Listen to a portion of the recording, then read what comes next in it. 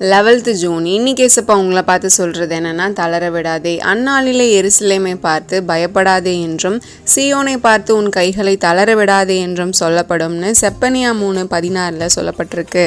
பல வேளைகளில் நம்ம வாழ்க்கையில் ரொம்ப சோர்ந்து போய் பலனற்றவர்களாக, ஆண்டவரே இந்த பாதை ரொம்ப கடினமாக இருக்குது, விழுந்துருவணும்னு பயமாக இருக்குது அப்படின்னு சொல்கிறோம். இன்றைக்கி ஒரு வேளை நீங்கள் நினைக்கலாம், எனக்கான காரியத்தில் என்னால் உறுதியாக நிற்க முடியல, விழுந்துருவணும்னு பயப்படுறேன், ஏமாற்றத்தை பார்த்துருவணும்னு பயப்படுறேன் அப்படின்னு சொல்லலாம். உங்கள் கைகளை தளர விடாதீங்க. உங்களுக்கு உண்டான காரியத்தில் உறுதியாக இருங்க. பயப்படாதீங்க, சோர்ந்து போகாதீங்க, ஜெபத்தில் தளராதீங்க, குடும்ப காரியங்களில் தளர்ந்து போகாதீங்க, வேலை படிப்புன்னு எந்த காரியத்துலேயும் தளர்ந்து போகாதீங்க. உங்களை தாங்கி நிறுத்த தேவன் இருக்காரு. கடந்த காலத்தில் நடந்த காரியங்கள் மாதிரி தான் இனியும் நம்ம வாழ்க்கையில் நடக்கும் அப்படின்ற எண்ணத்தை மாற்றி போடுங்க. திரும்ப திரும்ப செய்கிற அந்த தவறுகளை இனி செய்யாதீங்க.